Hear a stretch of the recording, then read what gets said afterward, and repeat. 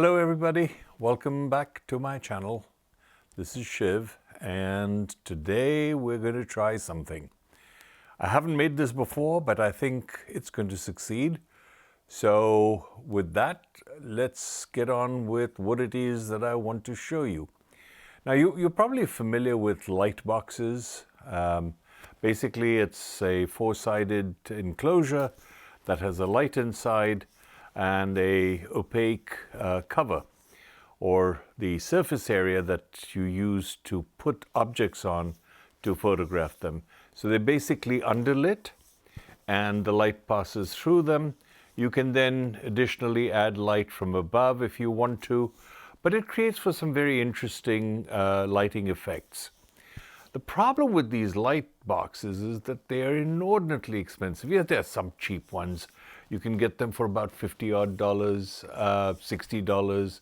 There are some light panels that you can get for about $99 to $100. But then there are the nice light boxes that will cost you even up to $2,000. So let's see if we can do it with real cheap stuff. I'm going to use a few products that are probably in your house, and if they're not, you can get them fairly easily. It's not something that is inordinately expensive, nor is it difficult to do. So let me switch you over to the view that I want to provide you with what it is that I have. So I have a cardboard box. This is a box that came from Amazon, and it is, if I measure it, about 10 inches by about 7 inches. It's a good size, perfect for what we're trying to do. I haven't cut off the top. I'm going to sort of fold it over and tape it. I have then some Canson tracing paper. This tracing paper is really cool because it works as a very nice translucent material. And the thing is, if your lights are too bright, you can use multiple sheets or you can use just one sheet. We'll experiment with some of that. Then I have some foil, just regular Reynolds wrap. And we're going to take this and put it inside, and I'll show you how to do that. And then I have a box frame that you use. I'm sure you have some of these laying around in your house. You're just going to borrow the glass. You're not going to take it away. You're just going to borrow it for this project and then kindly return it to the picture that it belongs to. Probably you've got some family photograph in there or one of your own images. But, you know, a box frame that's about 8 by 10 inches, that'll kind of, the glass will fit nicely on top of the box. So that's really what we want to do. So let's start with phase one. And phase one is to position this so that these things are not going to come in the way. And what we're going to do is to use some packaging tape and put it into the corners. So I'm going to fold two corners over and put some packaging tape across this end. And of course, on my very first go, I'm going to mess it up, but so be it. We can always put another piece over it.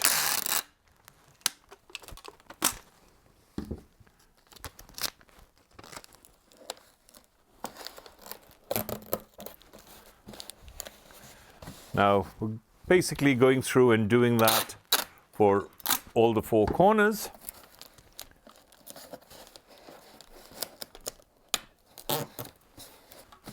Now, the reason I'm doing this is if I was to cut the top, what would happen is that you'd have some jagged edges. And those jagged edges would allow for light leaks, etc. And we don't really want that. Not that it's going to affect anything, but just for aesthetics, I think it's nice not to have jagged edges across the top of your box. Now make sure that you don't have a box that's too warped or or crushed, because that's not going to help you, get a nice smooth finish on top. So now that the sides are all, or the top lid is all taped down, we're going to go to phase 2. And phase 2 is to take this aluminum foil and take portions of it and put it down shiny side up inside the box and lay it in there.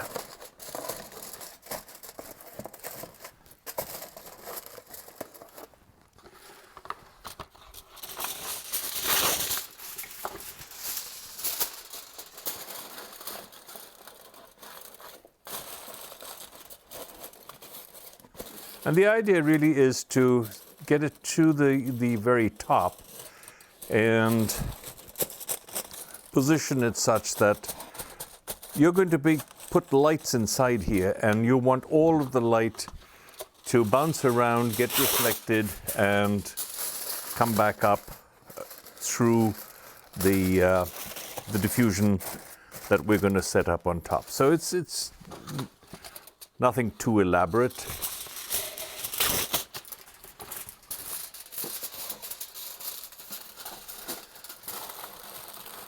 Maybe I should have time-lapsed this and speeded up the process, but you get the general idea.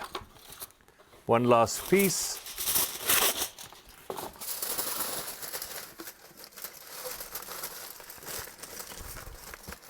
And we have it. All right. So now if you're going to make this finally for yourself, then you might want to use some glue and apply some glue and get it nicely secured. All right, next we're going to take the box frame. Let me put this box aside for a bit and take the back panel off. Take the glass out of there. Make sure that the glass is reasonably clean. I know that this one isn't, but I'm going to just put this away. And this glass is going to sit nicely on top, as you can see. Hopefully you can see it properly. It'll sit on top. What I'm going to do is take one sheet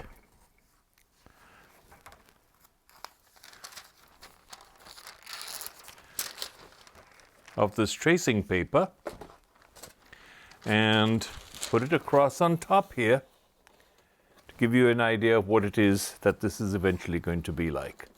And then the glass piece will sit on top. Now we want to have it underlit.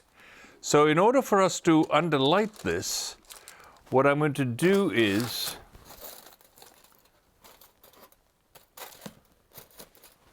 take 2 of my Lytra torches. The Lytra Torch 2. So the 2 Lytra torches that I'm going to use are the little cube things that you've probably seen me use in other videos. They come as a part of the Platypod macro kit. You can buy them independently. But here are these 2 lights. So what you want is, don't point these lights straight up. What I want to do is to put these lights in opposition. So I'm going to put one light across the long axis, one light across the short axis. And I'm going to turn them on bright. Put one in here. And put the other one going across. Now if I had more light, 4 of these, it would be perfect. But let's just see what this looks like if we were to have this. Now the edges, of course, are not the best, but this is good enough. This is good enough to do what we want to do. And now what I want to do is to put something which I would like to use as my subject to photograph. So I'm just going to use some dried leaves, and they've been colored. We can use those, or we can use just plain leaves with the veinous structure that is visible. I can put that on here, as you can see. that. Put another one across this way. That's one way. Maybe we can get some nice images from there. Or let's use something which has got a little color.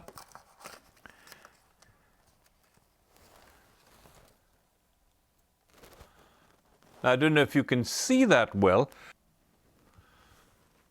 So I can reduce the exposure on my camera just a little bit to be able to define the little leaf patterns.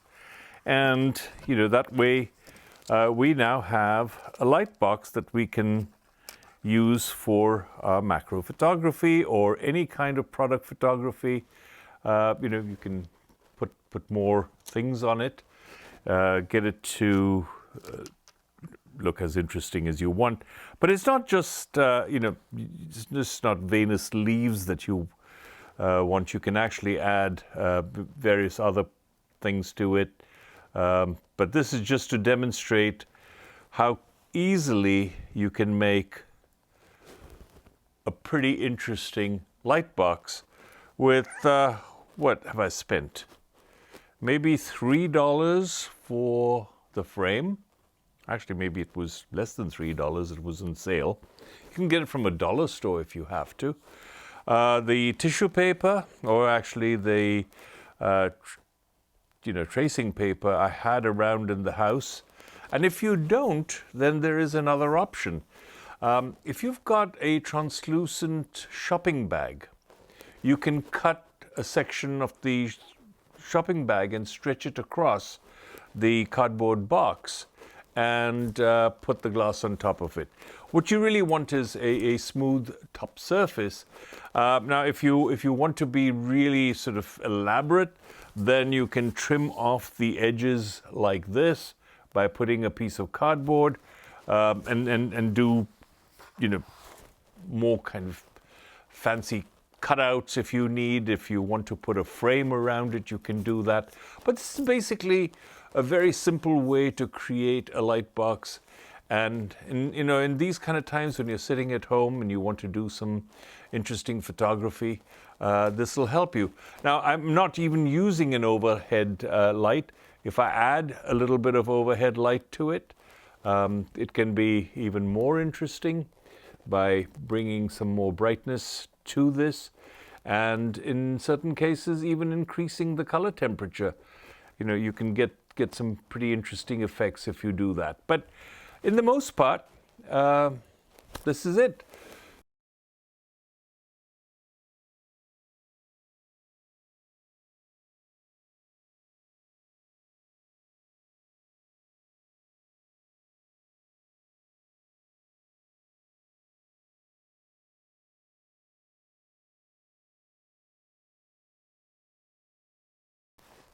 Okay, so with that, if you've enjoyed what you've seen, and you're willing to just use a little bit of your time to create a light box like this, please do go ahead and do that. If you've liked the episode, give me a thumbs up. Do please subscribe, and when you do, you see that little icon, click on it so you'll be notified of future episodes. But more importantly, do some creative photography using this concept. And if you do, send me a link, put a link below, and tell me where I can see where your images are. And at some future point, maybe we can feature the images that you've created using this very simple concept. Just a cardboard box, some foil, and some tracing paper, and a piece of glass. That's all it takes. So with that, thank you very much, and we'll see you in the next episode. Bye for now.